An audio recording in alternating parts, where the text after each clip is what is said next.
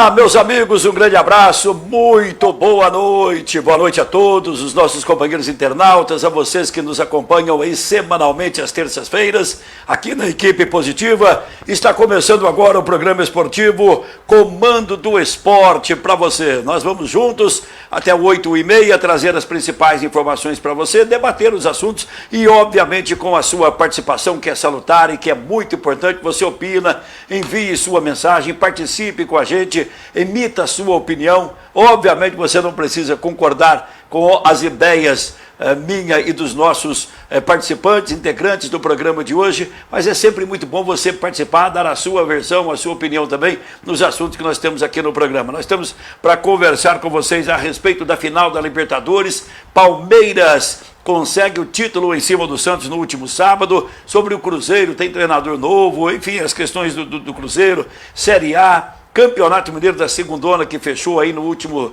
final de semana, e os demais assuntos. Hoje, gente, estamos vivendo o dia 2 de fevereiro de 2021. Terça-feira, como já falei, nosso encontro semanal às terças-feiras, portanto, né? Nós vamos girar, vamos convidar os nossos amigos que vão participar do programa de hoje com a gente aqui, e é sempre muito bom estar com você, viu? Um grande abraço do meninão Milton Gama para todos vocês. É sempre muito bom estar participando e falando com vocês através aqui das redes sociais. Felipe Pesce, um grande abraço para você, meu amigo, uma ótima noite, estamos juntos mais uma vez para mais um programa. Boa noite. Boa noite, Gama. Boa noite a todos que nos acompanham aí mais uma vez pela Equipe Positiva. Estamos aí, mais uma terça-feira, Comando do Esporte no ar, para a gente repercutir tudo que foi destaque aí, né, na última semana, a gente decorrer também o que vem por aí na reta final do Brasileirão. Muito bem, está caminhando aí para a reta final, hein? Vão terminando, terminou, falta a Série D para terminar, a C já fechou, a B também, aí vamos lá. E a A ainda temos algumas rodadas, mas estamos aí caminhando num desfecho aí, e com alguns clubes ainda brigando pela conquista. Luiz Jordão, Juventude com o conhecimento e os estudos à disposição do rádio, da internet, das redes sociais, à disposição do esporte e também das informações. Boa noite para você, Jordão, prazer tê-lo com a gente mais uma vez. Boa noite, Gama, boa noite ao PS, boa noite também ao Renato Braz, a todos que nos acompanham pela Equipe Positiva. Como vocês alertaram aí, reta final do Campeonato Brasileiro, faltam 5 rodadas e o campeonato está pegando fogo, Gama. Praticamente Flamengo e Inter vão brigar cabeça a cabeça até a última rodada. Essa é a tendência, claro. Você colocou os dois, depois nós vamos conversar. Por que tá só os dois, na tua opinião? Esse que eu vou convidar agora, o Luiz até citou o nome dele já, essa pessoa que eu vou convidar agora aqui é um dos melhores comentaristas esportivos que eu conheci aí no nosso sul de Minas e no nosso estado. Estamos trabalhando juntos há mais de uma década praticamente, e lá em Varginha, com um respeito enorme também, assim como você, viu, Felipe, limitou aí de arbitragem, mesários e tudo mais no meio esportivo do futebol amador. Renato Braz, prazer, meu amigo, agora aqui nas redes sociais com a gente. Boa noite, Renato. Boa noite, Milton Gama. Boa noite para você, Pesce. Boa noite, Luiz Jordan. Boa noite para vocês, o público que vai nos assistir aí, né? Eu vou discordar do Jordan, né? Que ele colocou o Flamengo e Internacional. Eu vou colocar só o Internacional. Tenho quase que certeza que o Internacional vai ganhar esse título. Ele merece. Pensei que você ia colocar o Galo. Eu vou discordar, ele vai colocar o Galo e tirou o Flamengo. Mas enfim, tá aí, ó, Renato. Pois não. O Galo, além de não ganhar o campeonato, vai perder o Sampaoli. Muito provavelmente. Bom, então nós temos tudo isso em pauta, já viu que a coisa vai render, né? Vai ser bom aqui no programa. O Felipe Pesce, o pessoal pode enviar mensagens, participar conosco, nós vamos registrar a participação de cada um. E olha, tem para começar o programa aqui um garotinho que sempre acompanha as nossas jornadas esportivas, viu, Renato Braz? Aí em Varginha, torcedor do Boa Esporte, um garotinho, 7 aninhos, né, Felipe? 7 aninhos, não ouviu o Felipe? Ele vai completar 7 aninhos agora em abril. Então, olha para você ver, eu já estou colocando ele com 7, vai completar 7. Heitorzinho, vamos ver o Heitor aí.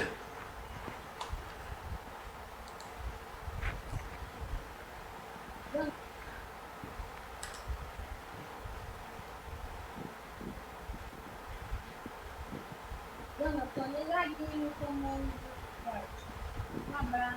Balançou. Balançou! Um abraço para você, Heitores, garotinha fera, viu? Abraço a você, muito obrigado aí pela companhia sempre aqui no programa, né, o Felipe Pesce? É sempre bom a gente ter aí, desde a juventude até as pessoas mais velhas, sempre acompanhando o trabalho da gente, isso nos dá um prazer muito grande. Com certeza, o Heitor, ele tem na veia dele o esporte em geral, não conhece não só de futebol, até pela idade dele, ele me lembra muito o Loí, ele é um conhecedor do futebol em geral, até mesmo do futebol internacional, sabe tudo das equipes internacionais, não só aqui do Brasil, né? E ele está sempre ligado aí, acompanha as transmissões aí de Boa Esporte, do Pouso Alegre, a gente sempre esteve junto, e é um cara que tem muito futuro, viu? Ele é um cara, além de ser muito inteligente, apesar de jovem, pode, quem sabe, futuramente militar na área do jornalismo esportivo aí. Começa assim, viu, Heitor? Felipe Pesce acompanhava o seu Luiz. Outro dia eu coloquei num vídeo no ar aqui, ele tinha talvez a sua idade ou menos, o Heitor, e ele acompanhava o Felipe Pesce nos jogos, inclusive ele estava no jogo lá no Zé Comunier, né? Campo do Vila, e eu não conhecia o Felipe, depois que ele falou, quem agora é o time que está lá com o seu Luiz? Sou eu. Falei, poxa vida, então é esse mesmo, o Luiz Jordão, o pai dele é jornalista, Francisco Cândido, o filho do Francisco Barros também, jornalista, os dois, está lá em Belo Horizonte, o Gabriel. E o Jordão, o pai dele era jornalista também, trabalha lá na Câmara hoje, na assessoria de imprensa, mas acompanhávamos juntos os jogos do TAC, ao lado do Silvano Alves, ele de repórter, programas na rádio e tudo mais. Então seguiu os caminhos também, os trilhos. Quem sabe aí o nosso Heitor amanhã, futuramente, está aqui com a gente, viu? Aí talvez nós já estamos bem velhinhos, viu, Heitor? Você que vai ajudar nós aqui, tá bom? Eu não tenho pressa para... Deus pode ir me deixando por aqui. Mas não é? Eu não tenho pressa, não é não, Renato? Não, eu não tenho pressa não, eu sou bem mais velho que vocês aí, tá? Mas eu quero ficar mais um pouquinho aqui para poder participar aí de jornadas esportivas que vem por aí. O Renato, nós fizemos um programa domingo, o Francisco Barros, eu, o Silvano Alves, o Jordan, comentando a respeito da Covid. E eu com o Francisco Barros passamos por isso, o Renato Braz também. Não é, Renato? Mas graças a Deus, isso. O Renato foi tudo tranquilo, 100%. Graças a Deus. Mas vamos lá então, vamos falar de Libertadores da América, é o assunto do momento, até porque levou o Palmeiras ao Mundial. Vamos lá. Vamos lá, vamos falar da Libertadores aí, né, Gama? Sim. Palmeiras conseguiu a conquista do nosso amigo Gleiber, né? Que tá aí ligadinho na live com a gente aí. Sim, você sabe quem é palmeirense que tá com a gente também? Renato Braz. Renato Braz, esse é palmeirense também. Mas olha, o Jordan, eu vou começar com você. Nos 53 minutos de Santos e Palmeiras, o Palmeiras fez um gol que deu o título, um gol super importante, um dos gols que talvez seja o mais importante da carreira do Breno Lopes, como que é o futebol. Eu sempre converso isso com o Renato, com vocês e com os internautas e com os jovens promessas aí, os meninos que querem ser jogador profissional. Há pouquíssimos dias o Breno Lopes jogava futebol de várzea em Belo Horizonte. Disputou uma Copa Itatiaia lá, foi um dos destaques, foi para o Juventude. Palmeiras precisava de um jogador de reposição, contratou o rapaz sem badalação nenhuma, né, Jordan, em dezembro, e tá aí, foi o autor do gol do título da equipe palmeirense. Começa com você, Jordan. Olha, dentro das quatro linhas, o jogo, querendo ou não, foi fraco, principalmente tecnicamente. É claro que o Palmeiras, estrategicamente, na minha visão, foi melhor que o Santos, e principalmente no começo, quando o Santos tentava pressionar a saída de bola, o Palmeiras foi muito inteligente, praticamente não cedeu nenhuma chance ao adversário, nenhuma chance. Claro que o Santos finalizou a gol e tal, mas nenhuma chance de grande perigo. O Palmeiras também não teve grandes chances, o jogo foi muito truncado, um jogo muito estudado, o segundo tempo foi mais tranquilo. Um detalhe, as equipes erraram muitos passes, porque, querendo ou não, sempre que eles tinham a bola, eles tentavam atacar de forma avassaladora e não conseguiam êxito, porque as duas defesas estavam muito bem postadas.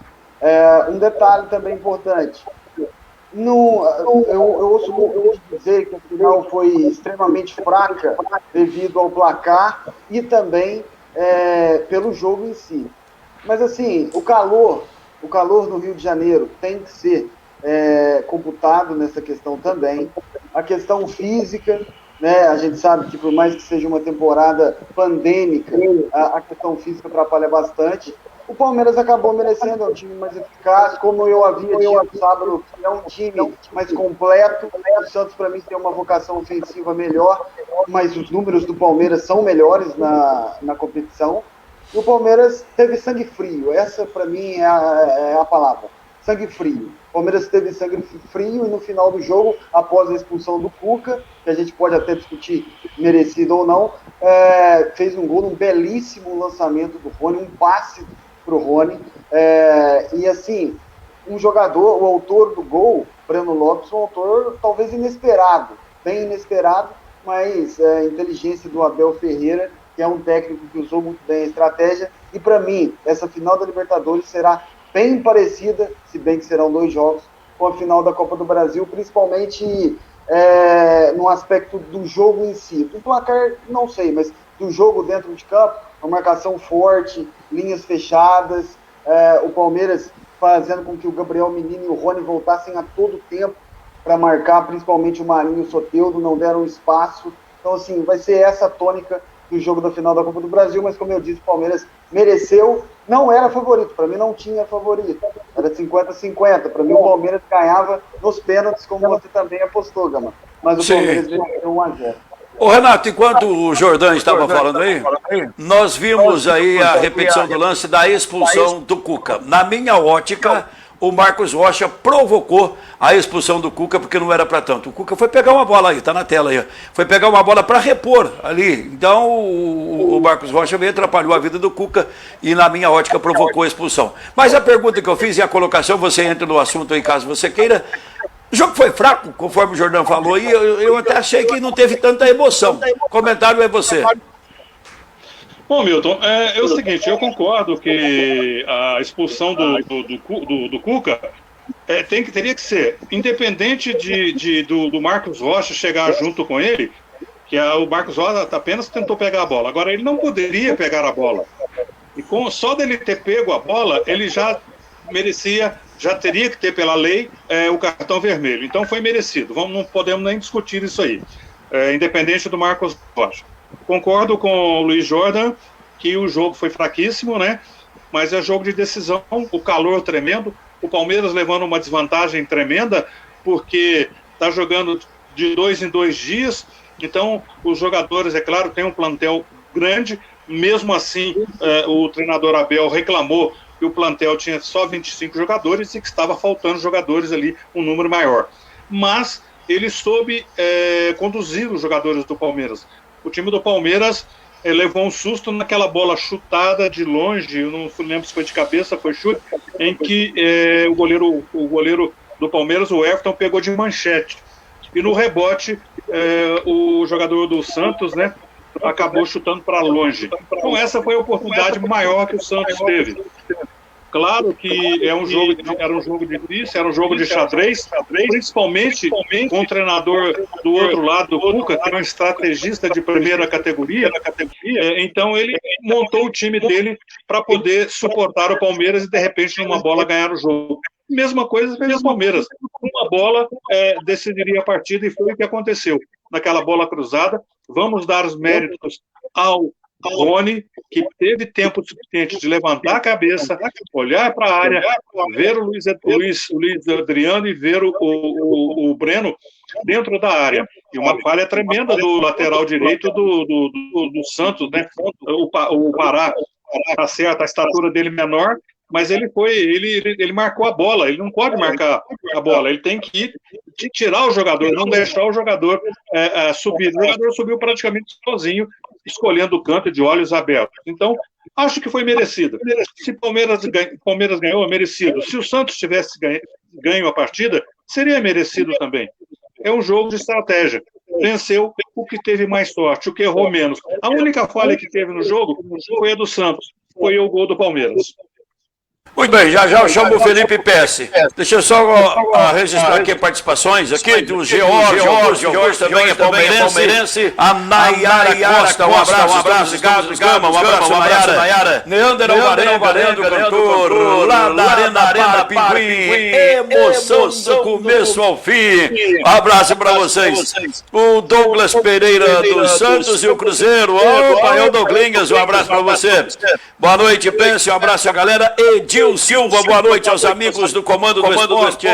Um abraço para você, grande Edil. O Edil diz que o árbitro foi muito rigoroso no lance. Não era para tanto. Bola no campo de defesa do Palmeiras, se referindo ao lance aí. Ô, Felipe, já ouviu, Felipe, que eu passo a bola para você, para o seu comentário em relação a essa decisão, aquilo que a gente colocou, se o jogo foi morno, colocado pelo Jordão, mas enfim, o Renato foi justo. Eu quero a sua opinião, senhor presidente, principalmente até como árbitro de futebol que você é. O jogo, tecnicamente, fraco. Todo mundo esperava mais, né? Apesar de ser uma final de Libertadores, as duas equipes geraram uma expectativa, vindo das semifinais, de uma grande decisão. Coisa que não aconteceu. O nervosismo tomou conta. Eles, pelo fato de estarem acostumados com uma arbitragem brasileira mais caseira, vamos dizer assim, marca todo tipo de faltinha. O árbitro argentino já tem outro perfil, então no início do jogo a turma acabou exagerando em certos lances. O lance do Cuca, que foi muito discutido, né?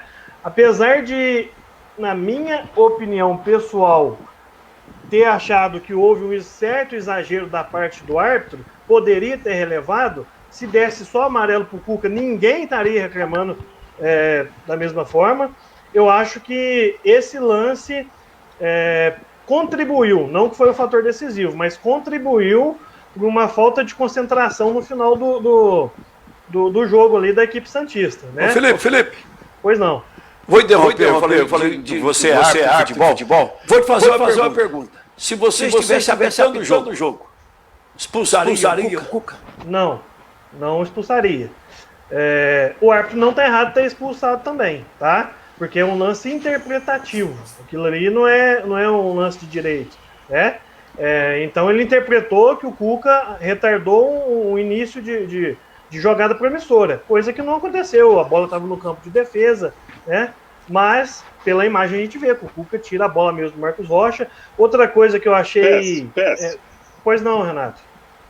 Só um detalhe. Não é a primeira vez que o Cuca faz isso. No Atlético Mineiro, ele costumava fazer isso para retardar a partida. Sim, exatamente. Tem esse hábito, né? Mas eu achei muito... não existe elegância numa final de Libertadores. Mas pelo fato do Marcos Rocha ter trabalhado junto com o Cuca ali também, os dois poderiam ter resolvido aquela situação de uma outra maneira, né? Tá certo, todo mundo quer ganhar o jogo ali, mas já estava dentro dos acréscimos. Achei até que da parte o Cuca agiu errado, o Marcos Rocha acho que também agiu errado. Então por isso que eu acho que a punição não deveria ter sido diferente para os dois. Mas no contexto geral... Pois não, Luiz? E um detalhe, o Marcos Rocha, ele pega a bola e ele tem muita vontade de repô-la, né? De repor ela rapidamente, porque é final de jogo e o Palmeiras aí faltava uns 3, 5 minutos para acabar, ele vinha loucamente para pegar a bola e o Cuca ia devolver a bola para ele, é óbvio, mas aí o árbitro interpretou, ele deve estar retardando o jogo. Sim. E o cartão vermelho, na minha visão, na minha ótica, foi exagerado. Tá bom, vamos fechar esse assunto. Até porque o Cuca não deveria ter pego, porque os gandulas estão lá para isso, e não é função, e nem pode. Aí nessa parte eu até concordo com o Renato, mas não sei se foi para tanto aí a atitude do árbitro com o cartão vermelho. Palmeiras levou 123 milhões e meio pela conquista, o time do Santos 13 milhões e 55 de dólares, 74 milhões de reais. Palmeiras bicampeão da Libertadores, Grêmio, São Paulo e Santos mantém como os brasileiros mais vencedores do torneio, com 3 títulos, Cruzeiro, Flamengo e Inter com 2, Atlético, Corinthians e Vasco, um cada um. Agora vem aí o Mundial, 11 horas da manhã na quinta-feira, o Tigres do México enfrenta da Coreia do Sul, daí vai sair o adversário do Palmeiras. Vamos caminhando, já são 19 horas e 56 minutos. Quem Quem o Palmeiras enfrenta? Sucinto assim a pergunta. Vamos lá, meu caro Luiz Jordão. Para mim, o Tigre. Renato. Tigres. Felipe. Não vou discordar, né? Tigres. Tá certo. E a final? Eu vou colocar da outra lado, porque eu falei desse jogo, Tigres e o Sunday. Ainda tem o Raio e o Al-Ali na outra partida de quarta de final. Daí vai sair o adversário do Bayern. Aí eu faço a pergunta, eu não conheço esses dois times aí. Dá Bayern e Palmeiras na final, Jordão? Olha, para mim o Bayern está lá na final. Ficaria muito surpreso se não estiver. Agora, Palmeiras e Tigres, eu acho um jogo bem perigoso. Mas pela tática do Palmeiras, eu ainda aposto que o Palmeiras vai para a final. Certo. Renato? Eu também acho que o jogo do Palmeiras contra o Tigres vai ser um jogo difícil. Mais difícil que esse contra o Santos. Porque vai enfrentar esse time que tem já experiência, né? Mas o Palmeiras tem possibilidade de ganhar, sim. Felipe? Palmeiras e Bayern? Palmeiras e Bayern. Só um detalhe, que o adversário do Palmeiras, do Bayern, o Al-Ali, é isso mesmo, né, Gama? Não. Vai sair do jogo entre Al-Ali e o Raio. Ah, sim. O Al-Ali, caso ele avance, né, é o time do Dudu. Ex-jogador, na verdade, ainda é jogador do Palmeiras, né? Ele está emprestado lá. Eu creio que não tenha chances, né? Mas é uma curiosidade aí. Com certeza é Bayern e Palmeiras na final. Certo, você falou desse jogador, Dudu, que defende realmente a equipe do Raio. E tem mais dois brasileiros além do Dudu, viu, meu caro? Obviamente, a seção dos jogadores do Palmeiras envolvidos no Mundial. O atacante Douglas Costa, do Bayern de Munique, o Bayern vai com força total. E o volante Rafael Carioca, que joga na equipe do Tigres do México. Então tá aí, também já entramos aí nesse Mundial. Palmeiras é representante brasileiro. Tomara que acabe com aquele estigma, né, Renato? A turma manda aí todo dia. Palmeiras não tem Mundial. Pois é, né? A gente espera que o Palmeiras dessa vez ganhe, né? Vai ser difícil. Jogar contra o time o time alemão, né? É muito difícil. Mas tudo é possível, né? Vamos lá, vamos nessa. Bom, vamos seguindo, Barbosa, um abraço para você, o Kleber, lá do Clube do 100. Eles que a bola estava no campo de defesa, mas o Breno Lopes estava em condições de sair sozinho na frente do campo de ataque. Com certeza sairia com o lançamento do Marcos Rocha. O Edil Silva, boa análise do lance, Felipe PSC. Valdir Martins, avisa aí o Palmeiras vai passar vergonha no Mundial, vamos continuar sendo o Guarani da capital. Rosimeire Rosa está acompanhando com a gente, o George, mais uma vez, grande abraço para você. Vamos chegando aí o pessoal na live aí, participando com a gente, a sua opinião é muito importante. Vamos falar do Cruzeiro. Dedé. Como é que a turma fala, o Felipe Pesce? Dedé levou rapa, né? Dedé levou rapa, né? Fala aí. Dedé acionou, na verdade, o Cruzeiro na justiça e com uma justificativa inaceitável, né? Sim. Num dos argumentos dele lá, ele argumentou que estava vivendo num regime semelhante à escravidão dentro do clube do Cruzeiro, né? Tá aí pra turma repercutir aí, Gama. Ô, Pesce, só para colocar na mesa, então, é o seguinte, ele fazia uma reivindicação de salários atrasados. Olha, o salário em carteira de R$450 mil. Ele reclama de que 6 meses sem receber esses R$450 mil mensais, que está 10 meses sem receber os direitos de imagem, totalizando aí R$300 mil.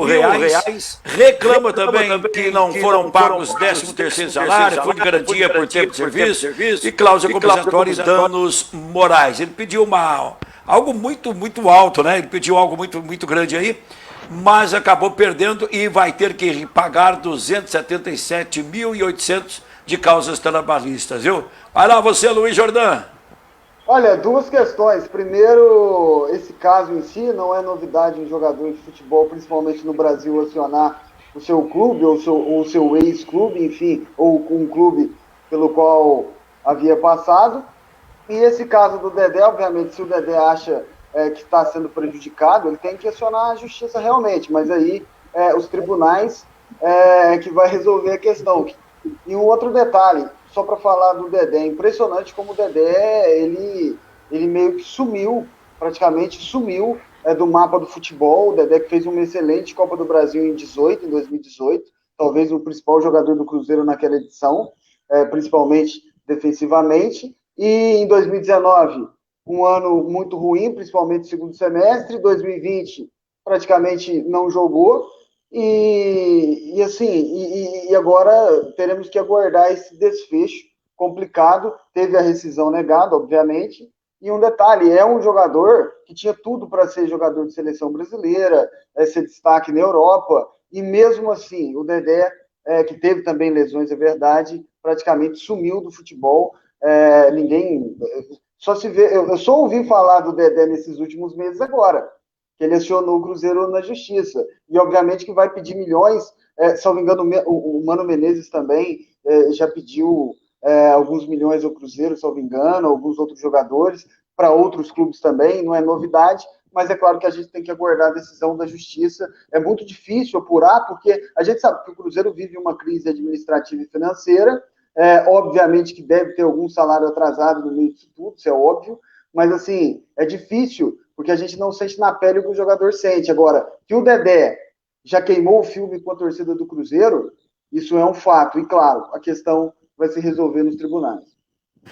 Ok, deixa eu mandar um abraço para Nayara Costa, e eu estava pensando exatamente com você, viu, Nayara, o que você está comentando aí. O Cruzeiro sempre estendeu as mãos para ele quando estava contundido. Ele teve um histórico muito grande de contusões, veio do Vasco com muita moral. Oi? É só para ponderar, provavelmente quem está comentando é o Heitor, viu? Que usa as redes sociais da mãe dele para fazer os comentários. Não, beleza, Heitor, um grande abraço, muito bem, viu, Felipe? Mas, enfim, o Cruzeiro sempre teve junto com o Dedé, contusões, né, Renato Braz? E, poxa vida, agora o cara, 450 mil por mês, tá certo, que é direito dele. Mas calma, resolve numa boa, já vai para a justiça, né? Bom, eu vou me lembrar de uma frase do Vampeta. Eles fingem que paga, a gente finge que joga. O caso do Dedé é o seguinte, ele ficou quanto tempo afastado do Cruzeiro por contusões?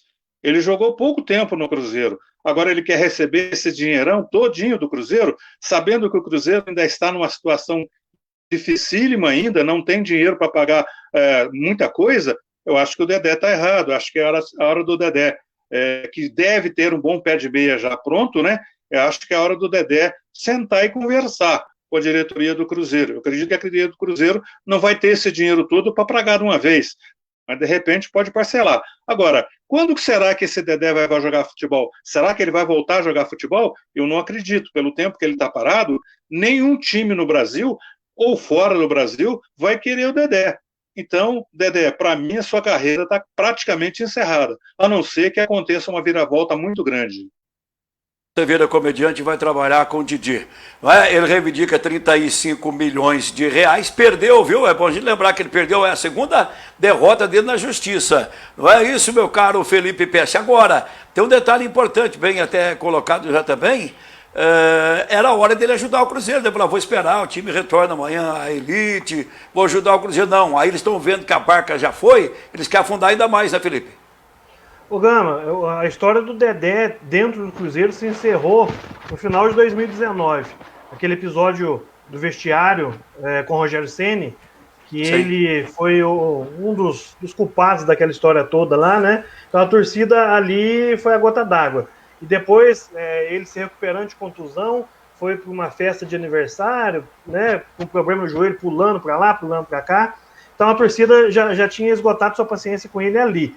E de lá para cá veio só procrastinando essa história, né? Que vai terminar nos tribunais, não vai dar em nada para lado nenhum, o Cruzeiro vai ser condenado a pagar ele, vai pagar sabe-se lá quanto, porque é um processo novo, isso daí vai rolar ainda. E o Dedé, ele tá queimando o filme dele não só dentro do Cruzeiro, como já queimou, com outros clubes também. Eu duvido muito. O Dedé que foi assediado pelo Flamengo, me lembro, no início de 2019 também, eu creio que ele não tenha essa grife toda, mas não. Tem não. Ainda falando de Cruzeiro, Felipe Conceição fez um trabalho belíssimo com o América, deixou de subir na última rodada em 2019, não é? Quando perdeu para o São Bento de Sorocaba em Belo Horizonte, dirigindo o América. e fez um trabalho, foi contratado pelo Red Bull Bragantino, não foi tão bem, mas fez um trabalho espetacular com o Guarani que estava lá embaixo na rabeira, e trouxe o Guarani para o meio da tabela, para a parte de cima. É o novo técnico do Cruzeiro. Aposta certa, Jordan? Olha, é claro que é uma boa aposta. Agora, vale pontuar o seguinte. Primeiro, o Filipão, que estava lá, saiu por uma série de fatores, e um desses fatores é a questão de salários atrasados e de promessas que não foram cumpridas e mantidas. E outros detalhes, claro. Agora, a pressão que o Felipe Conceição terá no Cruzeiro será bem maior que ele teve nos outros clubes. E um outro detalhe, como eu já disse aqui semana passada, o Cruzeiro vai ser muito pressionado para subir da Série B para a Série A. Você não tenha dúvida disso, mesmo com um orçamento menor, mesmo com um elenco que não seja tão estrelado, como a gente sabe que não será, que não é, ele será muito pressionado. O Cruzeiro vai sofrer uma grande pressão, é o ano do centenário do clube. Então, assim, e por que eu estou dizendo isso? Porque senão, claro que eu espero que ele tenha vida longa no Cruzeiro, mas se um dia ele desistir ou for mandado embora, ou principalmente se ele desistir mesmo, que não seja aquele discurso de que a diretoria prometeu isso e aquilo e não cumpriu, porque todo mundo sabe a realidade do Cruzeiro. Quem aceita ir para o Cruzeiro sabe a realidade do clube, sabe até onde financeiramente o clube pode chegar. Então, assim, exatamente, a missão dele é apenas uma, fazer com que o Cruzeiro retorne à Série A. Essa é a grande missão. O Campeonato Mineiro vai embasar muito isso, mas a missão é apenas retornar para a elite. Mas eu acho uma boa aposta. É uma cabeça mais jovem, um técnico que teve boas passagens, mas como eu disse, comandar o Cruzeiro é algo totalmente diferente de comandar os clubes pelos quais ele comandou. Muito bem, é treinador de Série B. Talvez esta seja uma das apostas do Cruzeiro, conhece a Série B. Renato Braz, o Cruzeiro vai ser cobrado, assim como disse o Jordan, time de Série A. Dificilmente esses clubes grandes que caíram ficaram 2 anos. A exceção, me lembro, foi do Fluminense. E o Cruzeiro não conseguiu voltar como se esperava, como favorito. Pelo contrário, figurou o campeonato inteiro na parte de baixo da tabela. Na segunda metade para baixo da tabela. E aí, o Felipe Conceição dá jeito? Não dá jeito, não. O Cruzeiro precisa, a primeira coisa, pagar suas dívidas. Para pagar as dívidas, ele vai ter que arrumar dinheiro. Arrumar dinheiro onde? No Campeonato Mineiro, não sei o que o Cruzeiro vai receber, mas não dá para pagar, não dá para pagar 1/3 do que o Cruzeiro deve. O Cruzeiro teve nesse ano o plantel mais caro da Série B e não conseguiu ficar ali numa posição melhor. Então eu acredito que o Cruzeiro não é problema, não é técnico. O Filipão saiu porque sabia e sabe que o Cruzeiro não vai ter condições de trazer jogadores aí à altura para fazer um bom campeonato mineiro e, posteriormente, um campeonato da Série B, que é dificílimo. Por isso ele saiu. Dinheiro para ele não faz diferença. Tá certo que você trabalhou, você tem que receber, mas ele já está milionário. Então eu acredito que o Felipe vai ter um problema muito grave. O teste para ele vai ser o Campeonato Mineiro. Se ele não for o campeão no Campeonato Mineiro, ele não fica. Ele não fica, porque o Cruzeiro não tem condições de trazer jogadores à altura, jogadores para entrar e vestir a camisa de titular. Então, não é o problema do técnico, do treinador. O problema é o clube saber como vai sair das dívidas, como vai passar para os jogadores a tranquilidade de, no final do mês, receber seu pagamento. Muito bem, Renato Braz aí conosco, comentando, analisando. Johnny Correia, diz que os secadores do Palmeiras online, e usa uma outra palavra aqui que está na tela aí, vai lá. Edil Silva, diz que a Série B deste ano vai ser muito mais difícil de subir, se considerarmos os times que estão caindo da A para B nessa temporada. Bem colocado aí pelo Edil, né, meu caro o Felipe Pesce, para o seu comentário ainda a respeito do Felipe Conceição, e já emenda aí também, que realmente vai ser difícil. Vai ser difícil, né? Botafogo já virtualmente rebaixado. O Goiás e Curitiba provavelmente também vão fazer companhia ao Botafogo nesse ano de 2021 na Série B. E ainda vai sobrar uma vaguinha ali que creio que vai ficar entre um dos representantes do Nordeste. Né? Bahia, Sport, o próprio Fortaleza estão nessa luta ali. Vasco creio que não deva cair, não. E o que vai só reforçar o que o Edil disse aí, né? a Série B 2021 ainda mais disputada, ainda mais difícil para o Cruzeiro. A dificuldade principal do Cruzeiro, Gama, é falta de planejamento. O Cruzeiro passou 2020 como se nada tivesse acontecendo em termos de planejamento, viu do segundo semestre para cá que não tinha expectativa de conseguir o acesso nesse ano, já deveria ter começado a planejar esse 2021. Então, o Campeonato Mineiro, que é o principal laboratório aí do Felipe Conceição, tá batendo as portas aí. O Cruzeiro não sabe qual plantel que vai ter disponível e eu tenho poucas expectativas, tá? Só assim, algo muito diferente acontecer no ambiente do Cruzeiro para mudar o que vem sendo feito hoje. Mas eu pergunto, o América é o segundo maior de Minas? Na minha ótica hoje, sim, né? Diante da situação que aí está. Bom, mas vamos lá, já estamos às 8 horas, deixa eu ver aqui, 8 horas e... Só tem que discordar disso daí, Gama, do nosso amigo Johnny, pelo seguinte fato, a gente respeita, mas tem o direito de discordar.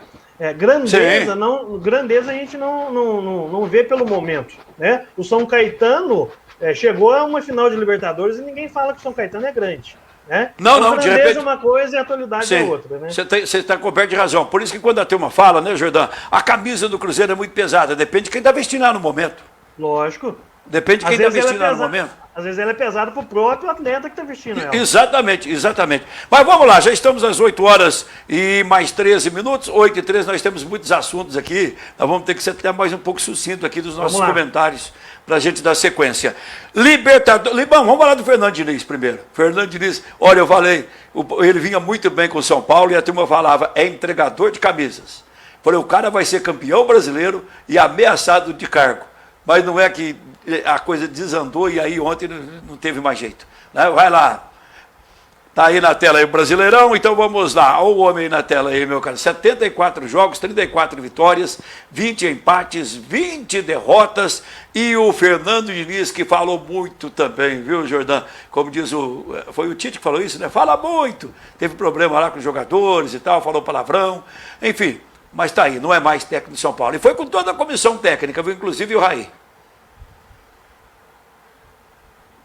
Primeiro dia ele já era pressionado, muita gente duvidava do trabalho dele, que obviamente viveu altos e baixos. Agora, a culpa não é só do Fernando Diniz, a culpa não é só dele, até mesmo porque eu quero ver o São Paulo se recuperar nesse Brasileirão. Acho difícil se recuperar, claro que faltam 5 jogos, a matemática ainda permite o São Paulo sonhar, mas é muito difícil, a gente sabe que não vai acontecer. São Paulo parece que não entrou em 2021 ainda, até mesmo porque ainda não venceu. E claro, a corda vai arrebentar sempre para o lado mais fraco, que no caso é do Diniz. Eu já esperava, o Diniz em algum momento seria demitido mais cedo ou menos tarde, até mesmo porque o São Paulo caiu de produção e a culpa viria apenas, infelizmente, apenas do Fernando Diniz.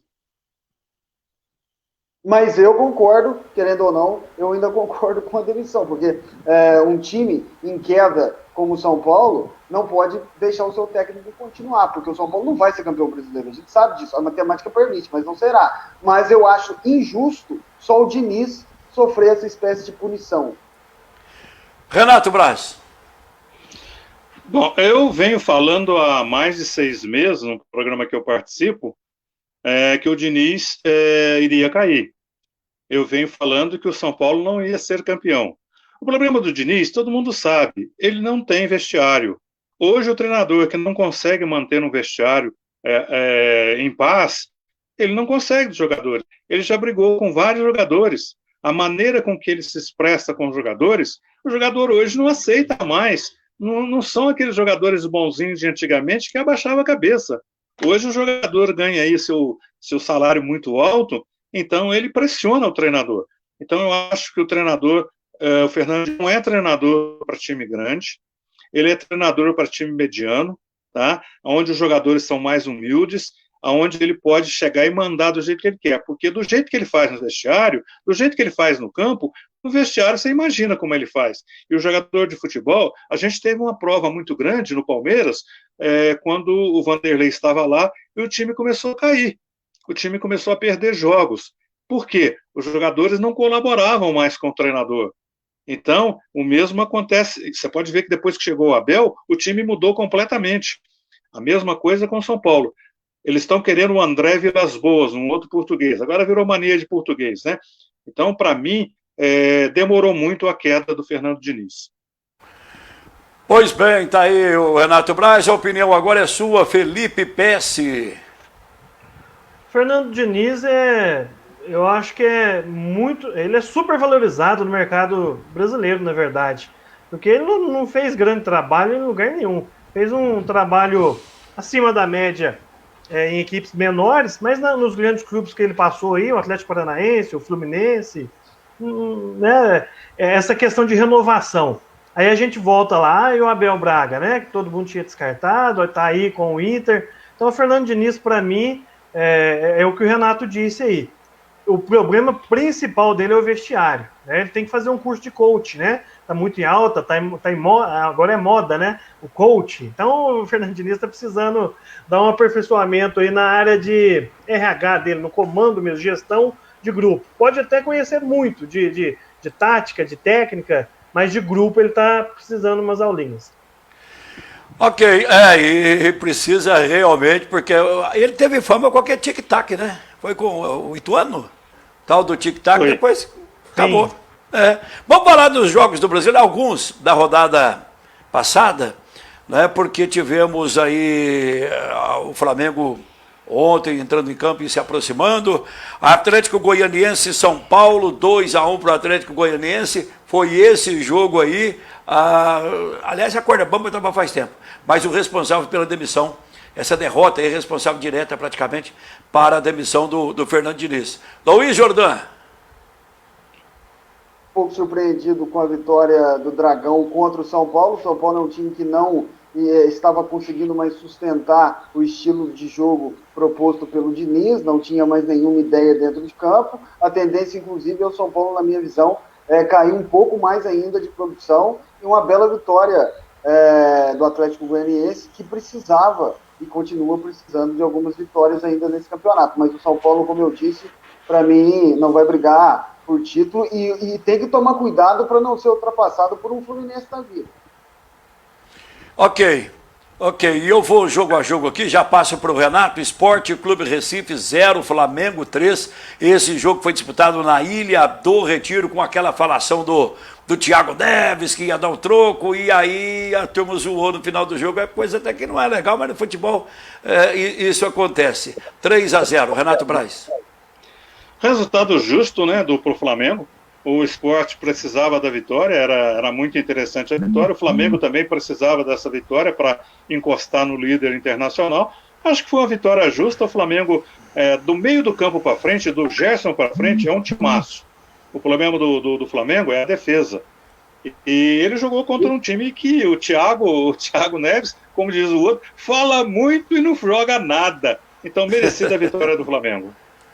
Verdade. Bom, Renato. Bom, vamos lá, Felipe Pesce, você analisa o Galo 2-1 para o Fortaleza. Guilherme Arana fez gol, Vargas também fez gol, 2-0, aliás, 2-1 não, 2-0.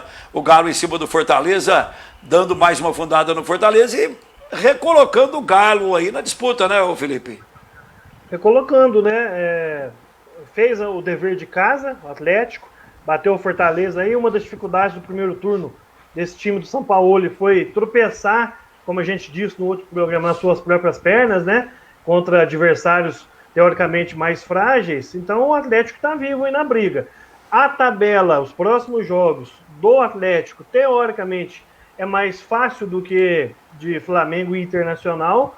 Então chegou um certo ponto do campeonato que todos os times que estavam na frente ali deram uma queda, né? O próprio Atlético teve essa queda de rendimento. Eu acho que agora é o sprint final aí que a gente vai ver. Quem não tropeçar, com certeza vai levar esse brasileiro, Gama. Jordan, Internacional 2, Bragantino 1. Olha, o Internacional passou um sufoco, rapaz. O primeiro tempo o gol foi sofrido, o Internacional abriu o placar, mas assim, o primeiro tempo o Internacional dando muito espaço defensivamente para o time adversário, mesmo fechado, né? O Internacional é um time muito físico, mas mesmo quando abaixou suas linhas de marcação, ainda foi um time espaçado. No segundo tempo melhorou muito na marcação internacional, mas se não fosse o Lomba, o Internacional agradeceria no mínimo de ter saído pelo menos com 1 ponto. Mas acabou saindo com os 3 pontos. Um detalhe que eu queria falar, se não me engano, o Bruno Henrique, jogador do Flamengo, depois do jogo, no intervalo do jogo, estava falando da arbitragem. E você sabe, Gama, isso não pega bem. Um jogador sair falando de arbitragem. Ou seja, se o Inter ganhar, é porque o Flamengo está sendo prejudicado, está sendo prejudicado a rodada e a rodada, há várias rodadas. E o Inter é a mesma coisa. Então, assim, isso não é bom, isso não é legal. Não. Inclusive, vai ter o confronto direto. Vai ter o confronto direto ainda no Maracanã. Mas o Inter é aquilo. Não é um time mais brilhante do Campeonato Brasileiro, muito pelo contrário. Não é o time mais completo. A gente sabe que o Flamengo tem mais elenco, é mais brilhante, tem mais potencial. E, claro, vem de uma sequência muito boa, e o Internacional também. 9 vitórias seguidas, é um recorde nesse atual formato de Campeonato Brasileiro. O recorde é do Guarani, 78, 11 vitórias seguidas. E o Internacional, mesmo capengando, vai conseguindo suas vitórias com seus méritos. É hoje o favorito, obviamente, ao título. Mas um tropeço pode a vaca ir para o brejo. Ok, Renato Braz, hoje à tarde, jogo que teve o horário de 16 horas, 4 da tarde no Allianz Parque, Palmeiras 1, Botafogo Futebol e Regatas também 1, Palmeiras usou um time alternativo até em virtude da disputa do Mundial Interclubes. Pois é, e o Botafogo sem 10 jogadores titulares, né? 5 por ficar afastados por indisciplina, 2 são jogadores do Palmeiras, o lateral esquerdo e o atacante Angulo, lateral esquerdo Virto Luiz, e alguns jogadores que estavam no DM. O Palmeiras entrou com um time que, para mim, é um time titular. Não chega a ser o time alternativo. Olha, entrou com o goleiro titular, Lucas Lima, William. Então são jogadores que já passaram pelo time de cima. Agora, o Palmeiras, o Lucas Lima vai me desculpar, mas o Lucas Lima não serve mais para jogar no Palmeiras. Ele tem que ser vendido urgente, então dá de graça para alguém, porque ele não joga nada. Ele estava com a má vontade, ele perdeu uma bola no meio de campo, que originou o gol do Botafogo, uma coisa de incrível, coisa de criança, coisa de jogador que não quer jogar bola, é preguiçoso. Então, o Palmeiras hoje deixou de marcar pontos, deixou de ganhar mais 2 pontos, pela infantilidade, pelo mau futebol que é apresentado pelo meio de campo Lucas Lima. Deixa eu registrar aqui o Rovilson Andrade, boa noite, Olga Elias, um abraço para você, Francisco Afonso Firmino, alô Afonso, um abraço para ele, é pai do Ed, viu, grande zagueirão aí o Ed, o Afonso, um abraço para você, saudade do TAC, né meu caro Afonsinho lá da cooperativa, um abraço Francisco Afonso Firmino, esse era dos grandes torcedores, não é, né, o TAC está inativo, mas se um dia voltar eu tenho certeza que ele vai estar lá. Edil Silva diz que o elenco de São Paulo em termos de qualidade hoje é o 6º ou 7º, contratou uma estrela que não brilha e tal, um abraço para você, diz que teve polêmica de estrela que não brilha, tá bom? O Felipe Pesce, vamos conferir aqui os próximos jogos no Campeonato Brasileiro, daqui a pouco também a classificação, aí com os próximos jogos do Brasileirão. Diga aí você, Felipe. Tá na tela aí, Gama, os jogos com início amanhã, né, quarta-feira, 4 da tarde, Grêmio e Santos, na Arena do Grêmio. 7h15 da noite, o Bragantino vai receber o Atlético Goianiense. Às 9h30 da noite, na Neoquímica Arena, o Corinthians recebe o Ceará. Mesmo horário para mais 2 jogos. O Bahia, na Itaipava Arena Fonte Nova, vai jogar com o Fluminense. E o Goiás, na Serrinha, vai receber o time do São Paulo, o Atlético Mineiro. Quinta-feira, 6h30 da tarde, Fortaleza e Coritiba no Castelão. O Flamengo faz o clássico com o Vasco, às 9 da noite, no Maracanã. Mesmo horário também para o Atlético Paranaense e Inter, na Arena da Baixada. Na sexta-feira, o Botafogo recebe no Newton Santos o time do Sport. E no dia 19 de fevereiro, jogo adiado, pelo fato do Palmeiras viajando, né, para a disputa do Mundial, São Paulo e Palmeiras no Morumbi, Gama. Muito bem, tá aí, portanto, aí para você. Agora vamos à classificação do Campeonato Brasileiro de Futebol. Vamos conferir como está a classificação aí. Tá aí para você. Diga lá, meu caro Felipe Pesce. Liderança do Colorado, 65 pontos. O Flamengo tem 4 pontos a menos, 61. O Atlético Mineiro, 60. O São Paulo fecha o G4 com 58. Na briga ali ainda, pela vaga da Libertadores, o Fluminense, 53. Palmeiras, com vaga já garantida pelo título, 53. O Grêmio com 52. Hoje seria um G7, né, Gama? Pode ser transformado no G8, dependendo, da classificação do Palmeiras ou Grêmio. Atlético Paranaense, 45, é o oitavo, mesma pontuação de Ceará e Corinthians. Corinthians é o 10º colocado com 45 pontos. Virando a página aí, o Santos e Atlético Goianiense também 45, Bragantino 44. Agora, o 14º é o Vasco, na minha concepção, é daí para baixo a briga do rebaixamento. Vasco com 37, Bahia 36, o Sport é o primeiro fora da zona de rebaixamento com 35. Dentro da zona da degola, Fortaleza com 17, com 35 pontos, é o 17º. O Goiás tem 29, o Coritiba é o vice-lanterna com 28 e o Botafogo virtual rebaixado com apenas 24 pontos. Lembrando que todas as equipes aí com 33 jogos, com exceção do Santos, né? O Santos e em que é o outro time que está com 32 jogos e o Corinthians.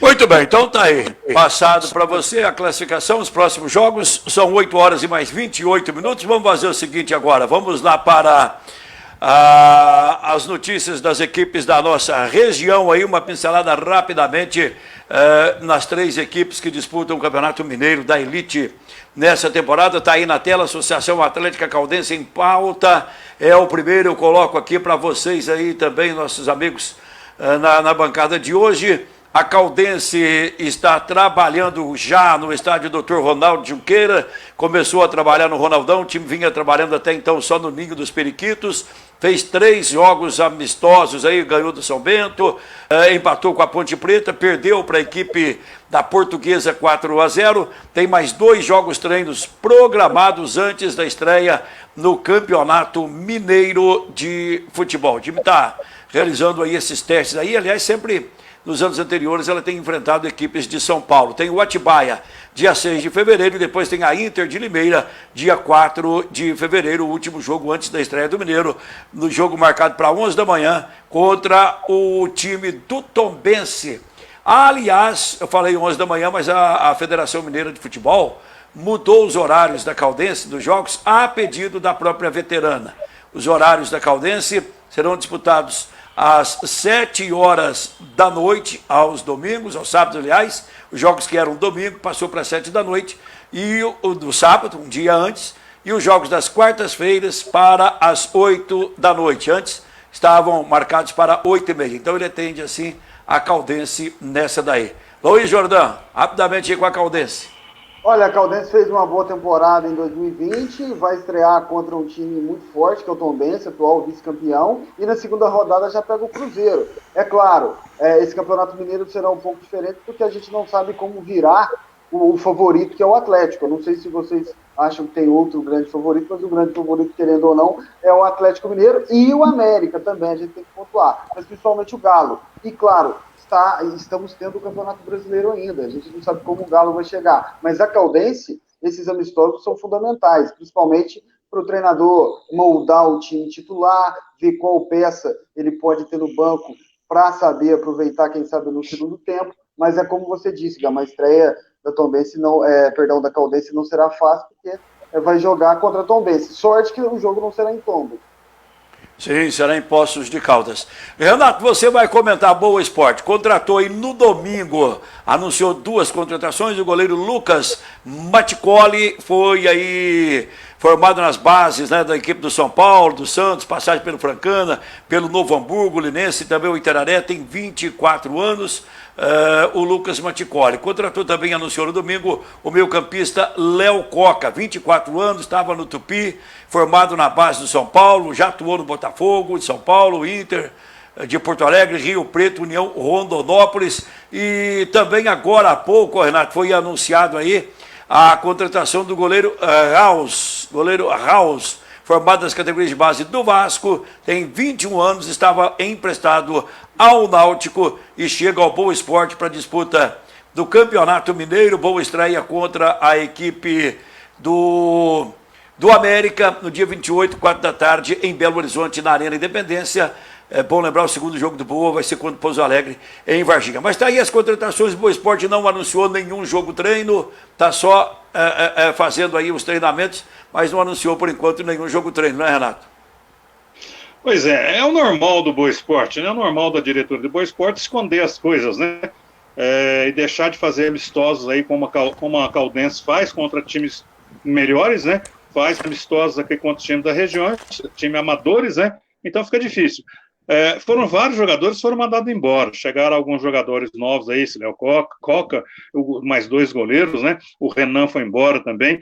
Então é difícil falar do Boa Esporte, porque as contratações são jogadores desconhecidos para a gente. Então não tem como a gente fazer uma análise desses jogadores. A gente tem que esperar o primeiro jogo, que por sinal vai ser muito difícil, que é contra o América em Belo Horizonte. Então a gente espera que o Boa Esporte, dessa vez, deixe de lado o nariz em pé, deixe de lado o queixo duro, né? E mostre para os seus torcedores que tem condições de fazer um bom time para disputar o Campeonato Mineiro, para disputar a Série D, que vai ser complicadíssima. Então a gente espera um Boa Esporte um pouco melhor. Eu, por enquanto, não vou opinar. Acho que vou ficar ainda só na expectativa de um time melhor. Eu vou seguir com você, Renato, porque eu vou te fazer uma outra colocação. Então, o Boa renovou com vários jogadores. O time que caiu o ano passado aí para a Série D. E aí alguns torcedores, alguns internautas estão preocupados, estão renovando com a turma que caiu para a Série D e que quase caiu no Campeonato Mineiro. Não é que quase caiu, mas chegaram vários jogadores. Chegou o Admilton, foi vice-campeão com o Tombense, o goleiro Carlos Miguel também, enfim, outros aí. Mas você falou que está preocupado, não dá para opinar. O torcedor também faz isso. E outra coisa, tem um caça-talentos aí agora, a partir do dia 15, né? Sim, tem um caça-talento, né? Mas será que eles vão caçar os talentos por aqui? Acho difícil. Depois você vai entrar no Pouso Alegre, tem uma notícia do Pouso Alegre, contratação do jogador vargiense, não sei se você já sabe. Na hora que entrar no Pouso Alegre, eu gostaria de falar. Então eu acho que o torcedor, assim como eu, está muito preocupado com o Boa Esporte, porque o ano passado prometeram mundos e fundos, trouxeram vários jogadores, e o que deu? Deu mais uma queda da Série C para a Série D. Então a gente nunca espera que o Boa Esporte chegue redondinho para começar a disputar um campeonato. E o campeonato está aí, final do mês já começa, contra o América Mineiro. Então eu prefiro não opinar. Depois do segundo ou terceiro jogo, sim, mas eu não creio que o Boa Esporte vá fazer milagres. Muito bem, Renato. Bom, eu vou abrir para você aqui um comentário também daqui a pouco em relação ao Pouso Alegre, mas eu vou só fazer a colocação do Pousão aqui para o nosso Felipe Pesce emitir a sua opinião, porque eu deixei um para cada um, mas o Renato tem uma notícia aí que sinceramente não está na minha pauta, eu não sabia. Vamos falar do Pouso Alegre aí. Ao Pousão aí, Pouso Alegre Futebol Clube, a equipe do Pouso Alegre, um abraço, eu sempre lembro aqui, mando um abraço à torcida organizada Dragões do Mandu e a Dragão Chopp também, Silvano Viana em Pouso Alegre, o Amarildo, um abraço para todos vocês e os nossos amigos aí em Pouso Alegre. Paulo da Pinta, o presidente, um grande abraço. E eu quero dizer para você, Felipe, o time está treinando desde o último dia 11 sob o comando do técnico Emerson Ávila, que chegou ao Campeonato Mineiro do Módulo 2 na terceira colocação, dirigindo a equipe do Betim. Tem um histórico aí de formado com o Cruzeiro, veio para o lugar do Ito Roque. Enfim, renovou com alguns jogadores, perdeu outros, né, o caso do Gênesis, o autor do gol. E o Pouso Alegre está treinando já também no estádio Manduzão, vinha treinando só em um CT. A partir do dia 11 vai treinar em Eloy Mendes até... Começou já, né? Até o dia... Vai começar a treinar em Eloy Mendes, no CT do Bola Preta, certo? E estreia no Campeonato Mineiro no dia 28 de fevereiro, diante da equipe do Coimbra, em Pouso Alegre, no estádio do Manduzão. Aí o comentário é do Felipe, mas antes do comentário do Felipe, a informação que o Renato tem aí da contratação de um jogador varginhense. Renato. Um jogador varginhense por nome Macarrão. Ele disputou vários campeonatos amadores aqui da cidade, e eu agora fico sabendo que ele está jogando em Portugal, na segunda ou terceira divisão, um time do Portugal. Não lembro agora o qual time. E o Pouso Alegre está negociando esse jogador. Parece que já fechou o negócio. O Macarrão deve jogar pelo time do Pouso Alegre. Muito bem. Então tá aí, Felipe Pesce, o comentário é seu.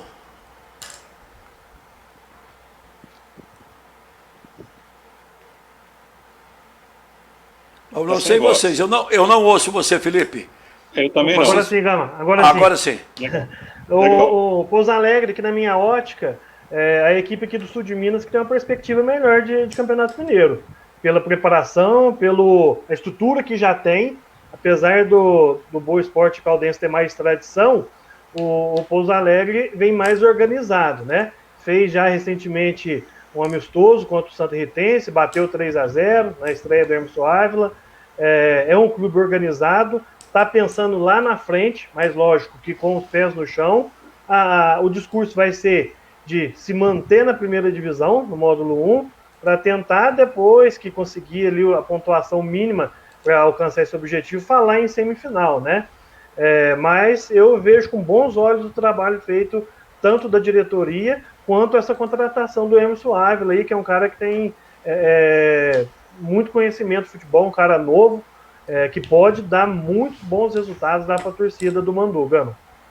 Ok, tá aí, portanto, para você, passado aí também os 3 times da nossa região, ainda é cedo da gente falar, ou tentar falar qual é um time base titular. Nem os próprios treinadores da veterana lá, o Marcos Gripe, do Boa Esporte Ariel Mamed, e também do Pouso Alegre, o Emerson Ávila, acho que ainda tem na cabeça quais seriam os times titulares para a temporada.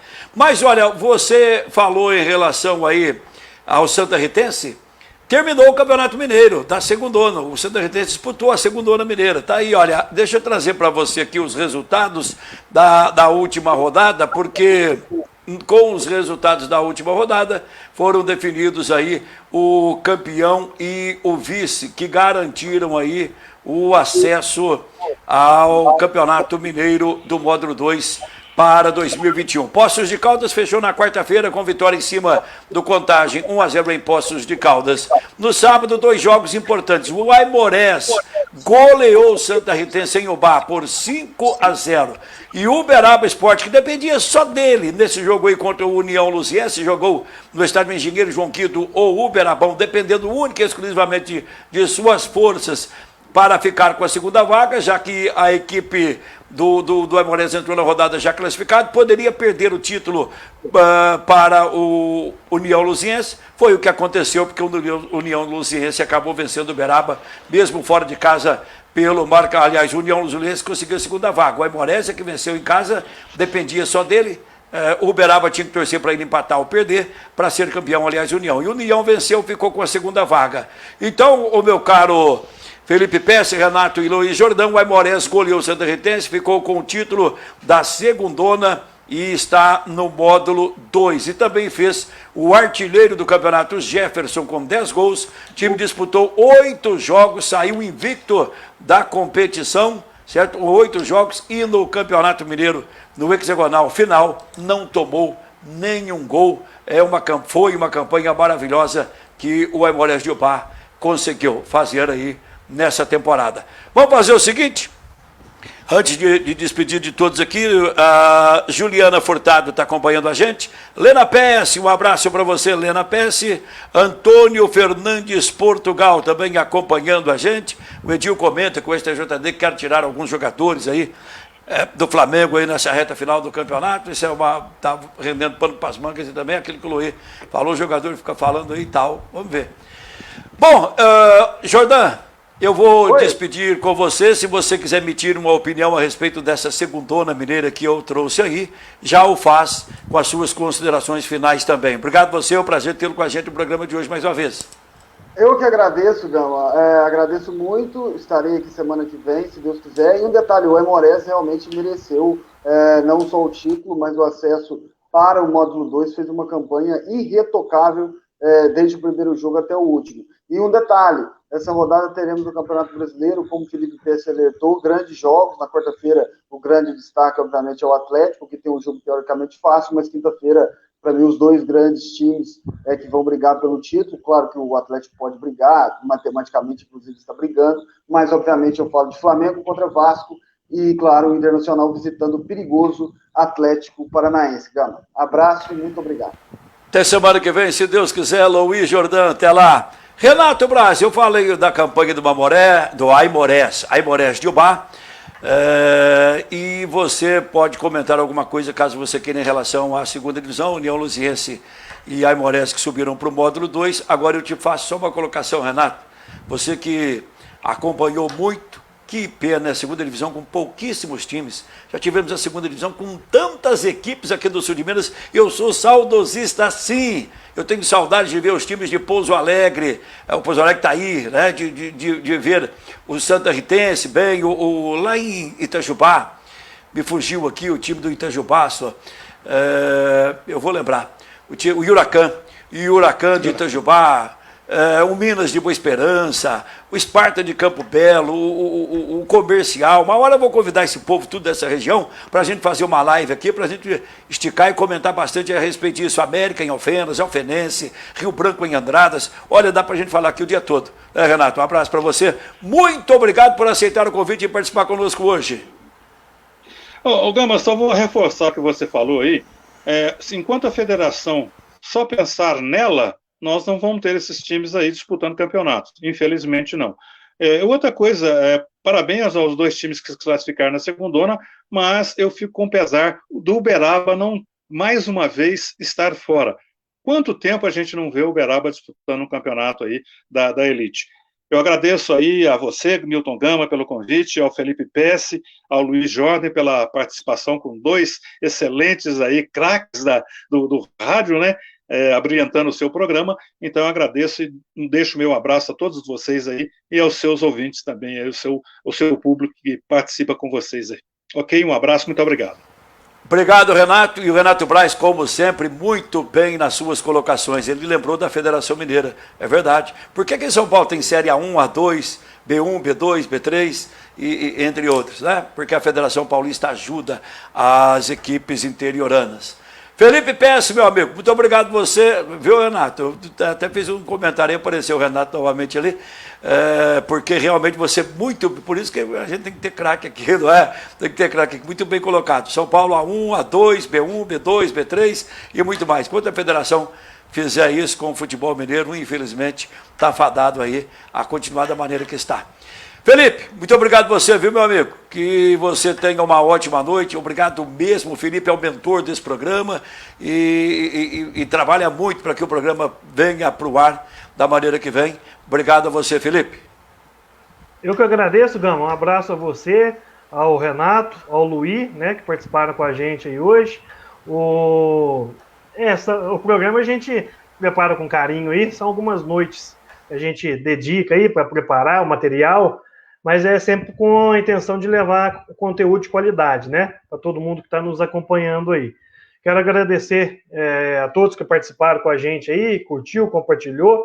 Quem não assistiu agora ao vivo, pode assistir depois, deixar seus comentários também aí. E na próxima semana, se Deus quiser, a gente está de volta aí com mais um Comando do Esporte aí. Gama, valeu, um abraço para você. Mais uma vez, reforço para o Luiz e para o Renato também, com o seu... compartilhando com a gente aqui, né, dando essa alegria de compartilhar seu conhecimento aí de longa data do rádio, enfim, do esporte em geral. Um abraço para todo mundo, Gama. Valeu, Felipe Pesce. Deixa eu registrar aqui, a Juliana Furtado está acompanhando a gente, Marcelo Lopes, um abraço, grande pessoa, grande ser humano, faz um trabalho maravilhoso aí, social aí, o nosso Marcelo Lopes, um grande abraço a você. Francisco Cândido, grande Francisco, repórter esportivo, no passado aí também trabalhamos juntos. Grande abraço para você, meu amigo, hoje assessor de comunicação lá da Câmara de Vereadores de Três Pontas. Bom, chegamos assim ao final do nosso Comando do Esporte. Quero agradecer aqui a equipe positiva, na direção do nosso amigo Silvano Alves. Um abraço para você, do Denis Pereira. Muito obrigado. Semana que vem a gente volta, se Deus quiser. Uma ótima noite a todos e até lá.